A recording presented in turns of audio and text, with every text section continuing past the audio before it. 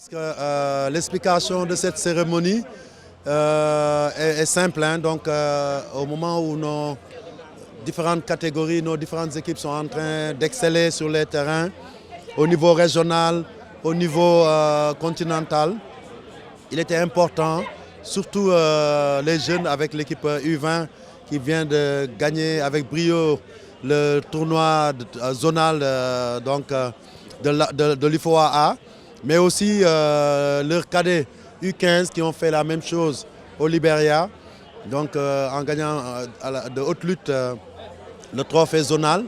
Donc il était important de rassembler ces jeunes pour les célébrer simplement, célébrer l'excellence sénégalaise qui est en train de s'installer dans le football dans notre pays et surtout leur rendre hommage, les remercier et pour terminer, leur demander de nous présenter, de présenter aux Sénégalais les trophées qui sont non seulement des trophées collectifs mais aussi des trophées individuels. Vous l'avez vu, pratiquement dans toutes ces compétitions, ça a été une razzia sur les trophées individuels pour le Sénégal. Et c'est important à certains moments de marquer ces moments-là, de réunir tout le monde pour les magnifier, les remercier et les encourager parce qu'il ne faut pas s'arrêter en si bon chemin. Je pense que le football sénégalais est dans une bonne dynamique actuellement.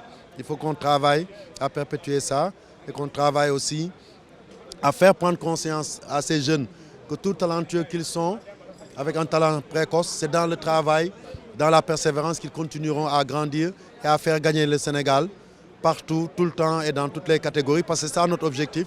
Et on est fiers aujourd'hui de voir que ces jeunes ont compris le message, qui sont déjà, notamment les U15, sur la fibre patriotique parce que ces jeunes-là aujourd'hui nous ont conviés d'abord avant la cérémonie à entonner l'hymne national et dans la mouvance du Manko Wouti Ndamli, c'est de bon augure de voir que nos U15 ont déjà intégré cette dimension patriotique que n'importe quel joueur d'une sélection nationale doit porter en elle et peut-être qui très souvent nous a fait défaut au moment des grandes compétitions de nos sélections nationales. Alors le challenge est encore plus sérieux si l'on sait que le Sénégal a atteint un certain niveau. Maintenant, comment rester à ce niveau ou bien aller un peu plus loin? Écoutez, je pense que c'est les deux coachs eux-mêmes qui l'ont dit. C'est redoubler d'efforts dans le travail, dans l'humilité, mais maintenir intacte cette flamme, cette ambition qui habite maintenant tous les sportifs, tous les footballeurs sénégalais, mais aussi tous les sportifs et les amateurs de football. Nous, chaque fois qu'on marche dans la rue, que les gens nous félicitent, ils nous disent « mais nous, écoutez, vous avez gagné la CAN, maintenant on regarde la Coupe du Monde ». Les jeunes aussi, vous l'avez vu, eux-mêmes pensent aux autres compétitions à venir. Ils savent que l'équipe senior a gagné la CAN. Eux doivent écrire leur propre histoire.